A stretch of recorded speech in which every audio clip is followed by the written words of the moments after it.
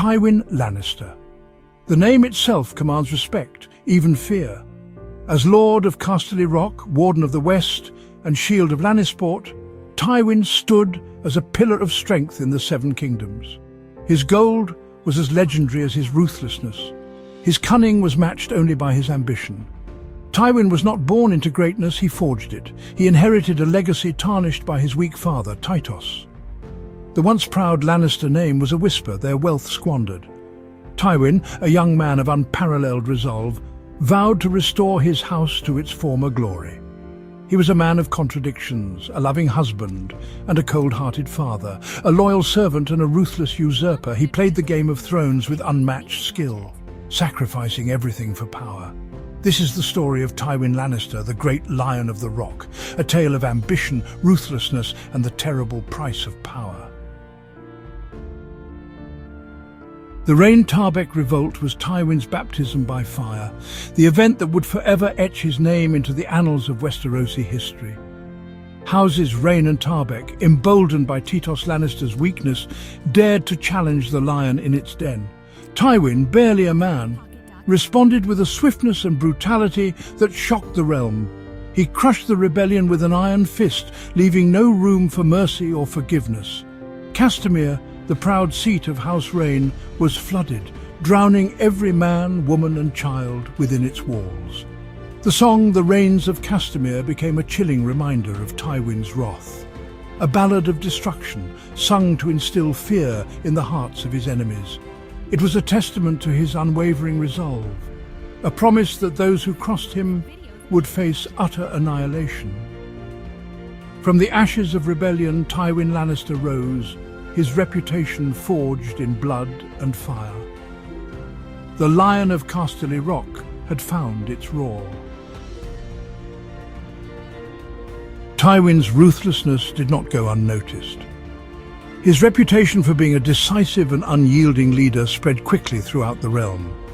Lords and commoners alike spoke of his ability to make tough decisions without hesitation, a quality that was both feared and respected. His stern demeanor and unwavering commitment to his family's legacy made him a formidable figure in the political landscape of Westeros. King Aerys II Targaryen, impressed by the young lord's efficiency, appointed him as Hand of the King. This was a significant moment in Tywin's career, as it placed him in a position of immense power and influence. As Hand of the King, Tywin was responsible for the day-to-day governance of the realm, a task he approached with his characteristic diligence and precision. It was a time of peace and prosperity for the realm.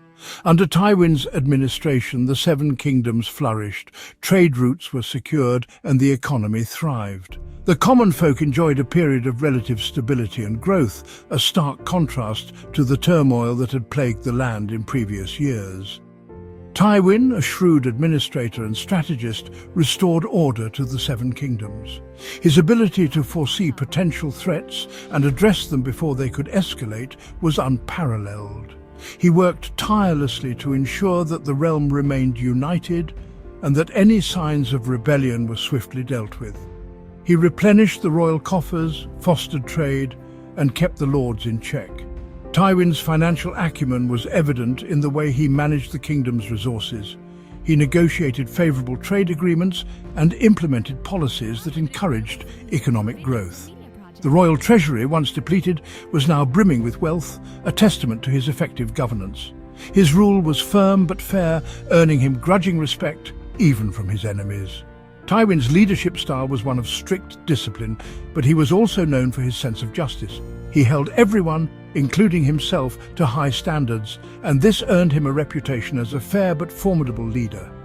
However, the seeds of discord were sown. Despite the outward appearance of stability, there were undercurrents of tension within the court. Some lords resented Tywin's authority and began to plot against him in secret. Whispers of dissent grew louder, and the once unified court started to fracture. Aerys, a vain and suspicious king, grew envious of Tywin's competence and popularity. The king's insecurities were exacerbated by the growing admiration for his hand. Aerys began to see Tywin not as a loyal servant, but as a potential rival. His paranoia deepened, and he started to question Tywin's every move. The king's madness, simmering beneath the surface, began to boil over. Aerys's behavior became increasingly erratic and unpredictable. He lashed out at those around him, and his once sharp mind was clouded by delusions and fears. The court watched in horror as their king descended further into madness. Their relationship, once one of mutual respect, soured into animosity and distrust. The bond between Tywin and Aerys deteriorated rapidly. What had once been a partnership based on mutual goals and respect was now marred by suspicion and hostility. The tension between them was palpable, and it affected the entire court. The king's paranoia poisoned the court, turning friends into enemies and whispers into accusations. The atmosphere in the court became one of fear and mistrust. Loyalists were accused of treason, and alliances shifted as everyone tried to stay in the king's favor. The once stable court was now a hotbed of intrigue and betrayal.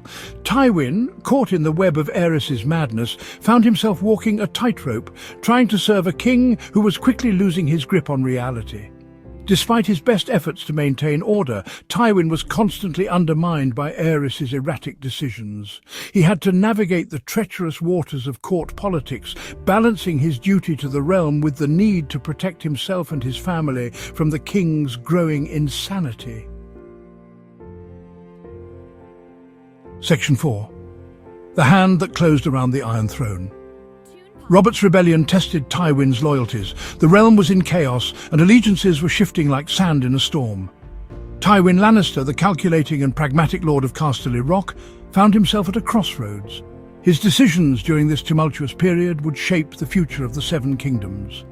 The Mad King, consumed by paranoia, descended further into madness. His erratic behavior and cruel decrees alienated even his most loyal supporters. The once great Targaryen dynasty was crumbling under the weight of his insanity.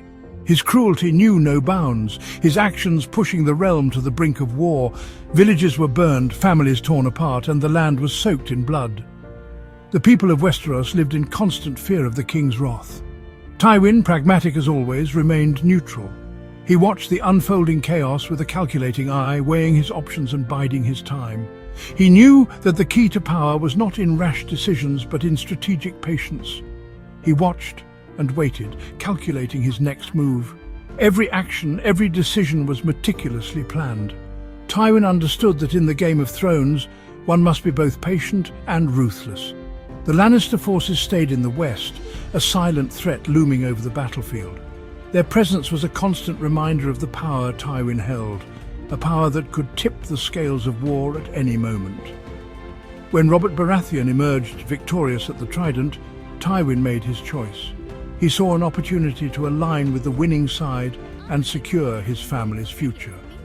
The Lannisters would not be left out of the new order. He marched on King's Landing, pledging allegiance to the new king.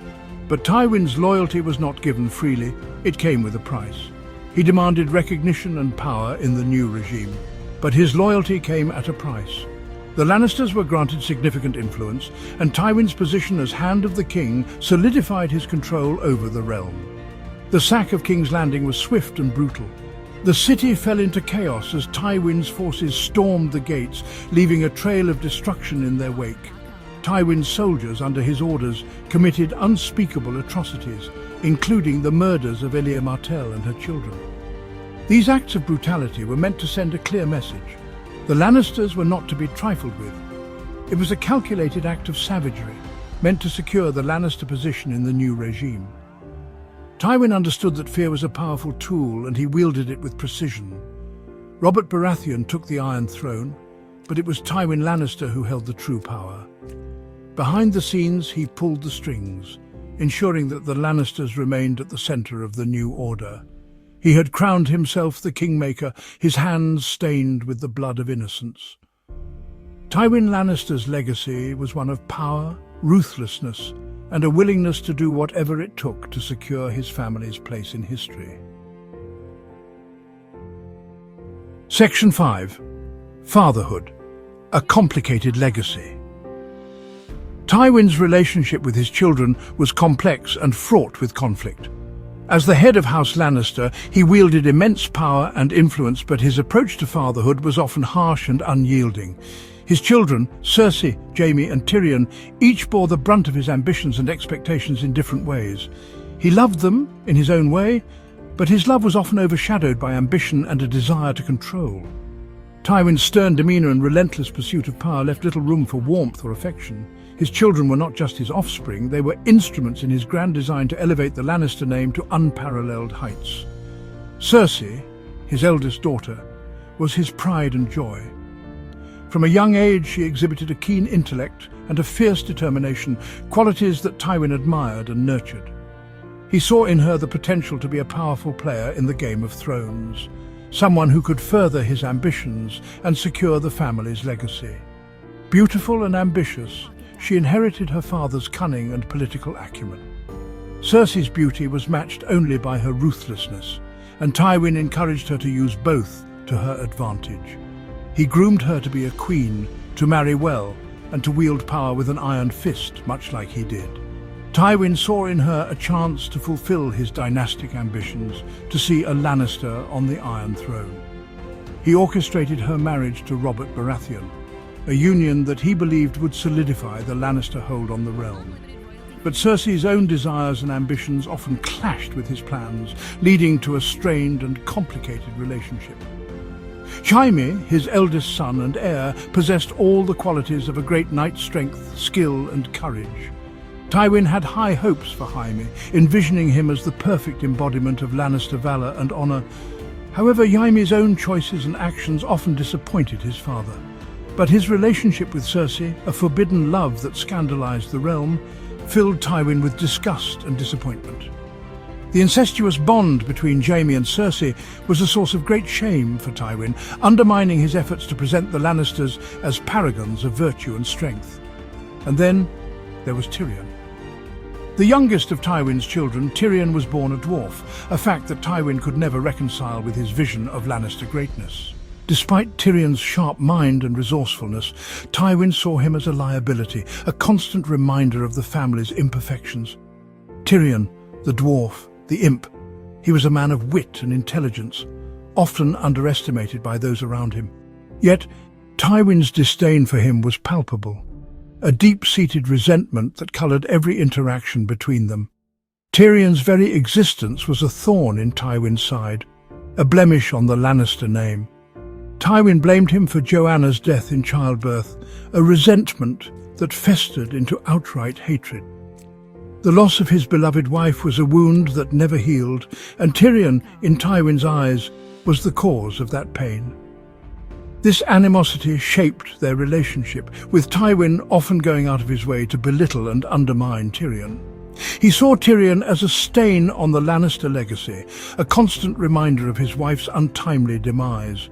No matter how much Tyrion achieved, or how valuable he proved himself to be, Tywin could never look past his physical stature and the circumstances of his birth. This unyielding prejudice created a chasm between father and son that could never be bridged. Tywin's children became pawns in his Game of Thrones. He manipulated their lives, their marriages, and their destinies to serve his grand vision. Each move he made was calculated, each decision aimed at consolidating power and ensuring the dominance of House Lannister. He used them to forge alliances to secure his power and to advance the Lannister name. Cersei's marriage to Robert Baratheon, Jaime's position in the Kingsguard, and even Tyrion's role as Hand of the King were all pieces in Tywin's intricate puzzle. He believed that through them he could achieve greatness and cement the Lannister legacy for generations to come. But his manipulations came at a cost, sowing the seeds of discord and resentment that would eventually tear his family apart. The very strategies that Tywin employed to strengthen his house ultimately led to its unraveling. The legacy he sought to build was marred by the fractured relationships and deep-seated animosities within his own family. In the end, Tywin's complicated legacy was one of both power and profound personal tragedy.